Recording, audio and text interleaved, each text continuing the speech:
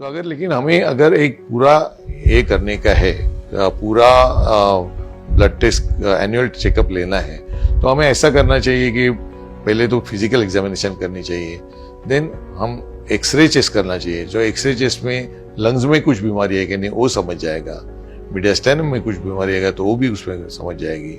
Then abdomen है, ये भी एक ऐसी कैविटी है जो बाहर से हमें पता नहीं चलता है, इसलिए हम अल्ट्रासाउंड करेंगे तो सभी ऑर्गन्स के बारे में हमें समझ जाएगा। देन अगर उम्र ज्यादा है तो उसके लिए प्रोस्टेट का टेस्ट, प्रोस्टेट का सोनोग्राफी करना इंपॉर्टेंट है, प्रोस्टेट के लिए ब्लड टेस्ट भी करना इंपॉर्टेंट है। उसमें समझ जाता है कि प्रोस्टेट का कैंसर होने की पॉसिबिलिटी है क्या नहीं, क्योंकि ये बाहर से नहीं समझेगा।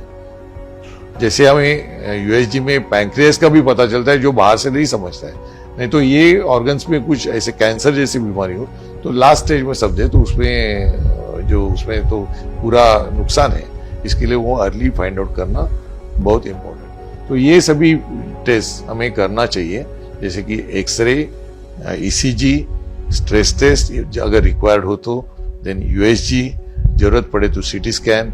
ये चीजों से हमें पूरा पता चलता है कि बॉडी में कुछ प्रॉब्लम है कि नहीं। जो अन्न नलिका है इसमें जो इसोफेगस से चालू होती है और कोलोन तक है, इंटेस्टाइन्स आपको पता है, जो ये पूरी जो अंदर रहती है उसका हमें शायद इससे पता नहीं चलेगा। तो इसके लिए हमें कोलोनोस्कोपी कोलोन के लिए और गैस्ट्रोस्कोपी स्टमक के लिए एटलीस्ट वंस इन 10 years करना चाहिए, ऐसी अमेरिकन मेडिकल बोर्ड्स की रिकमेंडेशन है। तो ये करने से भी हमें पता चलता है कि हमारा इसोफेगस कैसा है, अगर उसके इसोफेगस और गैस्ट्रिक यानी स्टमक जो है उसके बॉर्डर पे कुछ प्रॉब्लम है क्या, जहाँ से कैंसर चालू होने की संभावना होती है।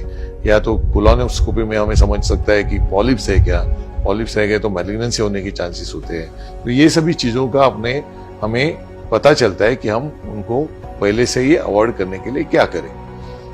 जैसे आपको पता है कि लेडीज के बारे में ब्रेस्ट कैंसर अवॉइड करने के लिए उन्हें उसके लिए भी हमें ममोग्राफी करनी चाहिए, या जैसे हमारे पास निरामयी करके उसका ब्रेस्ट का स्पेशल इंस्ट्रूमेंट है जिससे पता चलता है कि ब्रेस्ट का कुछ प्रॉब्लम होगा या नहीं होगा, अगर है तो उसके लिए वो क्या है, ये सभी आगे चीजें उसकी फाइंड आउट कर सकते हैं। तो ये सर्टन थिंग्स हमें एनुअल चेकअप में करनी चाहिए, जिससे हम पूरा बॉडी का अंडरस्टैंड करके अगर कुछ बीमारी आने वाली है या नहीं आने वाली है ये समझ सकते हैं।